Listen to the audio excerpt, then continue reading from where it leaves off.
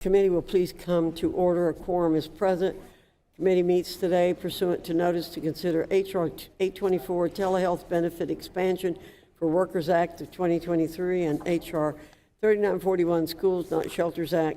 Chair announces that requests for recorded votes as to amendments may be rolled pursuant to Clause 2 of Rule 11 of the Rules of the House of Representatives and Committee Rule 14B. Without objection, the chair may recess the committee at any point. I now recognize myself to make an opening statement. Good afternoon and welcome to the markup of two bills, H.R. 824, the Telehealth Benefit Expansion for Workers Act of 2023, and H.R. 3941, the Schools Not Shelters Act.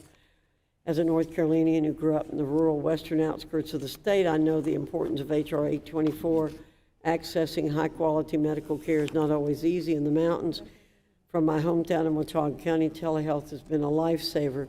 During the pandemic, it completely changed the way we met with our primary care providers. Instead of navigating long country roads to the nearest hospital, rural Americans could receive medical care from the comfort of their own living room. Telehealth is a lasting solution to the concerns of accessibility and flexibility, and it's quickly become apparent that it's here to stay.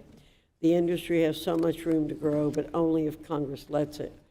The Telehealth Benefit Expansion for Workers Act does just that by allowing employers to offer standalone telehealth coverage. In turn, employers can create plans that fit their employees' unique needs, lower costs for everyone, and bring health care access to anyone with a Wi-Fi or smartphone connection. That's health care for the 21st century. Now on to the second bill, H.R. 3941, the Schools Not Shelters Act.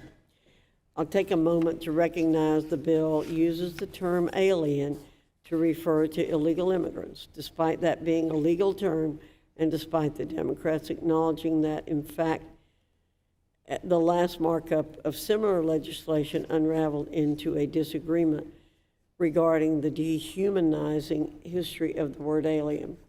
I, like my colleagues on the other side of the aisle, hold strong convictions on the power and importance of language. Today is not the first day I've made this point. So I want to be unequivocal when I say I support using the legally correct term alien rather than the politically correct term undocumented immigrant in this legislation. Now's not the time to wave the white flag in a semantic battle. Now is especially not the time to substitute long-standing, well-defined immigration language for lighter, fluffier terms. Words have meaning. Therefore, the bill before us today uses appropriate legal language to identify and resolve one aspect of President Biden's broken border policy. Across the country in blue state strongholds, Democrats are harboring migrants in public school and college facilities. These actions are an unacceptable consequence of the administration's open border policies, as Americans know that housing the surge of migrants in education facilities is unsustainable and inappropriate. This bill would put an end to that. It says you can't house migrants in college dorms, you can't house illegal immigrants in middle school gyms, you can't house migrants on any school property if you want your federal funding.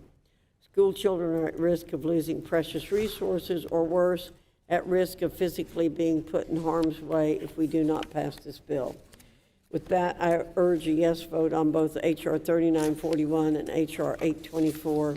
With that, I yield to the ranking member for his opening remarks.